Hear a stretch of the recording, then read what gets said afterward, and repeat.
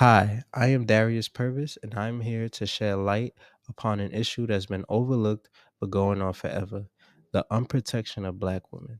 They have been the reason for changes in our country, yet they remain to be disrespected and mistreated. Remember, to be Black is a struggle, but to be a Black woman, it is doubled. In my first project, I spoke to my mom about her experience in childhood, but I was able to really realize she experienced what every Black lady goes through: adversity, because her skin and sex, and people just sit there and watch that happen. We have to remember, for Black women to achieve what they want to achieve, they have to work 10 times harder. But before I get into any of that, I would like to jump into the misinterpretations of Black women in TV shows. We have to recognize that shows and even movies depict Black women to be angry and hard to understand and speak to. This is a very strong and stereotypical image that is incorrect, but is to target how others also view Black women, more specifically, how white people in Hollywood view Black women. I would like to point out a specific TV show called Martin Lawrence. As loving and funny the show is, we should also pay attention to the characters of Pam and Gina. Gina to the audience would be the more loving character, whereas Pam is shown to be mean and angry and uptight. This is a huge distinction between the light skinned and dark skinned stereotypical personalities. This is also an example of colorism, as we see the light skin will generally be more loved than the dark skinned lady, as we see Martin and Pam continuously clash. Another example of this stereotypical image would be Jocelyn off of iCarly. She is a bully in the school and also looks much older than everybody else. She is mean and aggressive, but we also see she's a bit darker than every other character. Once again, it is a Black woman being depicted in a horrible way.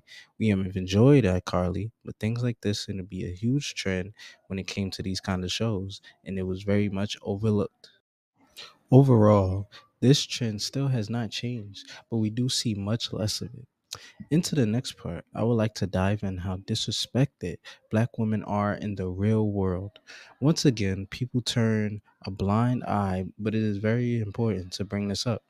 This is serious, and our women have lost their lives because of how unprotected they are outside and even in social media. Domestic violence plays a huge role in this, but is only one of the many issues. And why is it that we can't protect our own and no one calls out those who are actually wrong, but always points their fingers to the Black woman rather than trying to help? It's always, oh, why they do this or that, rather, what can I do or we do to help you out of the situation? My mom is a prime example, and she has gone through the same situations where she constantly gets talked about, but no one actually offers help when she was handling her four kids all by herself while still dealing with past trauma. Me and my siblings had her back then and still do, but that's the attitude everyone should have to protect their own.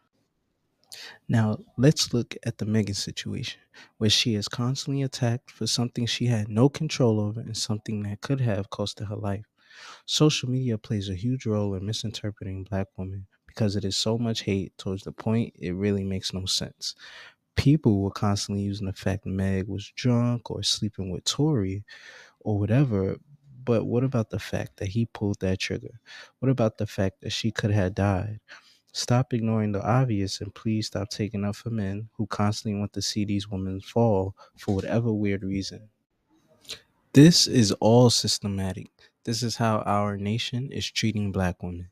Do not forget femicide exists heavily and is an ongoing issue that I rarely see anyone bringing up. Why are we not taking action? Let's not pretend, oh, it'll be okay, because it is not. The hate is way too strong and something we have to prevent. We have to protect ours. Media plays a huge role. For example, Amanda Spies from the University of South Africa explains that the media fails to recognize femicide as a systematic issue and that they value some lives more than others. It is like that here as well.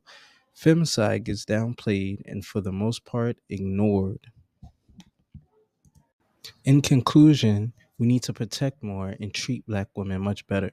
Portray them on TV in a positive manner and as powerful women who can achieve the same things as the man. Show the young girls they can do all things and still have people lift them up.